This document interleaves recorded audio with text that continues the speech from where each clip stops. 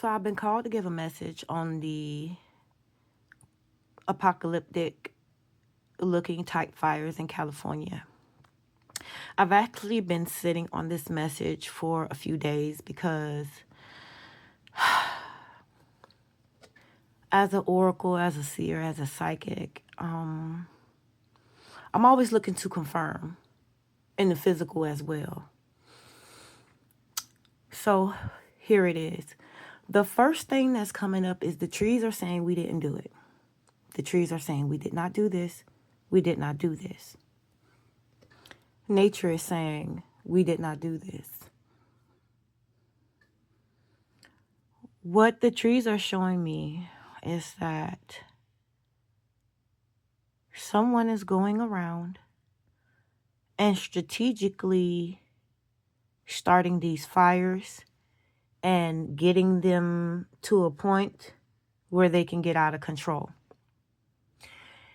And they are also saying that the conditions are right for this type of setup, meaning that it's been dry. Yes, it's been dry. The rains have not come like they should have. And that is also not nature's doing, that is man-made. The winds are high to fuel big fires. It's very hard to fuel little fires in this manner, they say, until it gets big enough to where you don't need to, where it can kind of just take over and keep just burning without any assistance. The trees are showing me a map of the area. And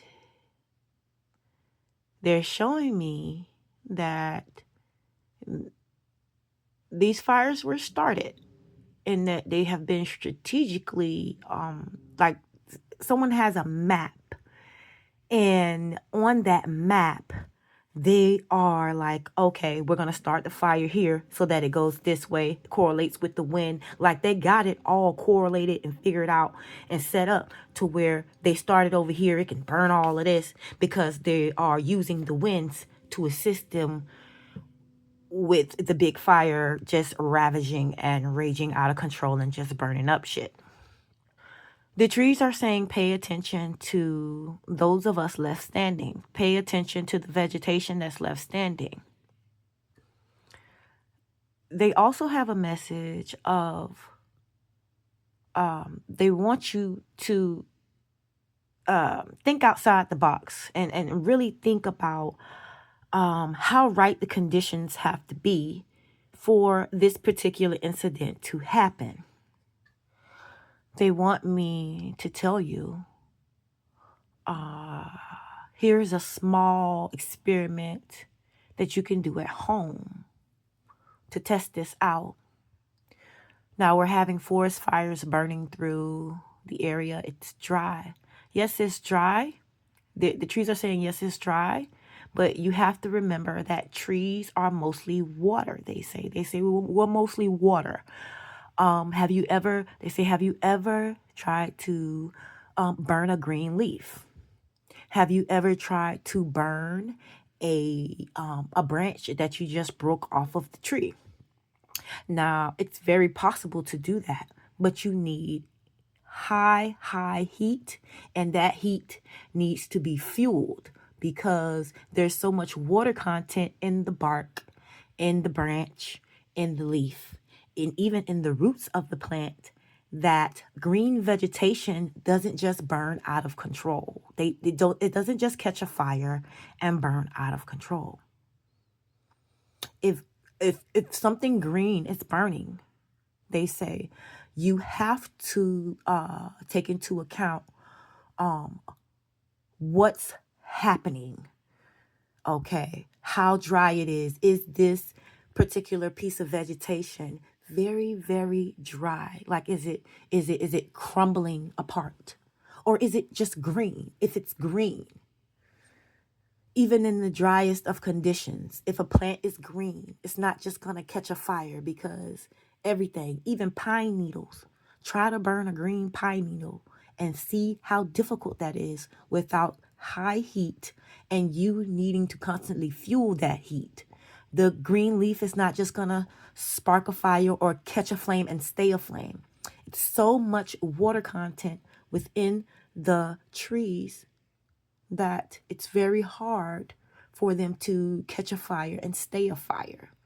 And if they do burn, because there's so much water content in everything from the grass, if the grass is not brown and dry, if it's green, if anything is green, it's very hard for a flame to continue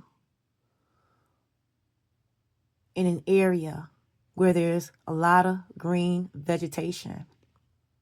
Not only a lot of green vegetation, but also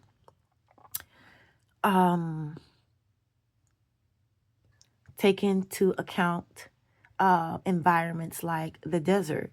There's a reason why you don't see fires ravishing through the desert. It's very dry there. You know what I'm saying? Even the cacti, even the plants that are there hold so much water that they wouldn't even catch a flame or catch a fire, no matter how much they're out in the heat. So we have to remember the conditions that make it right for these types of extreme high heat fires, burning, ravishing, almost apocalyptic style. What has to keep this type of thing going? I'm also getting that someone is getting paid to set these fires. And they're doing it strategically and covertly. This is to make you do what they want you to do. And this is also to force people out of an area that they want to reclaim. This is also to make these particular set of people move into another area to, pull stress and strain on that area. For instance, like,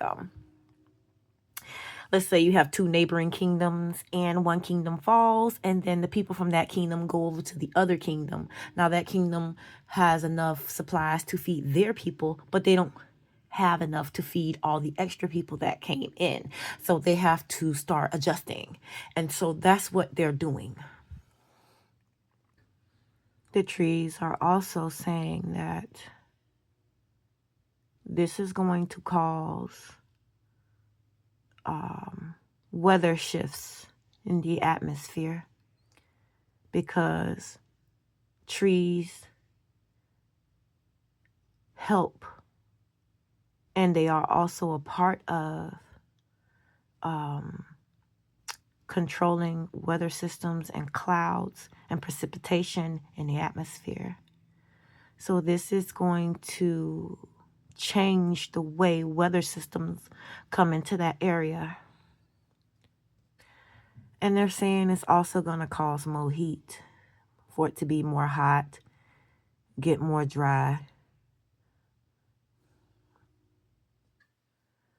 All right, the trees are also saying that they're going to give you one of these two explanations when it comes to what started the fires. Either they're going to tell you that they're going to give you some vague response that really doesn't answer the question, but that's what they're going to give you. And the other response that they may give you, that I'm seeing that they're showing me, is that you're not going to get an answer, because they are going, it's going to basically get swept under the rug because of how intense this is, how many people are being evacuated. Like, it's going to get swept under the rug just because there are other oppressing things like the people, them losing their belongings, the devastation is going to get covered up by all of that. Spirit says that's all. Thanks for listening.